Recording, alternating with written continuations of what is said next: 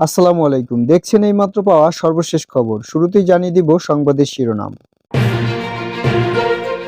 Vote বর্জনের দাবিতে সারা দেশে বিএনপির ডাকা ৪৮ ঘন্টা হরতালের সমর্থনে গাইবান্ধা পলাশবাড়ীতে লাঠি বিক্ষোভ করেছেন পৌর বিএনপির নেতাকর্মীরা।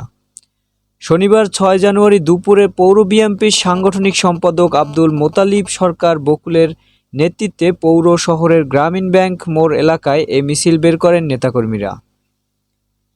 পরে মিছিল থেকে গাইবান্ধা পলাশবাড়ী আঞ্চলিক মহাসড়কে ওষুধ সরবরাহকারী একটি কাভার ভ্যান ও একটি ব্যাটারি চালিত অটোরিকশা ভাঙচুর করা হয়। বিষয়টি নিশ্চিত করে পলাশবাড়ী থানা পুলিশের ভারপ্রাপ্ত কর্মকর্তা ওসি অঞ্জুর মোহাম্মদ সাজ্জাদ বলেন, মিছিল ও গাড়ি ভাঙচুরের ঘটনা শুনেছি, তবে এ ঘটনা এখন পর্যন্ত কেউ লিখিত অভিযোগ দেয়নি। অভিযোগ পেলে প্রয়োজনীয় ব্যবস্থা নেওয়া হবে বলে জানিয়েছেন তিনি।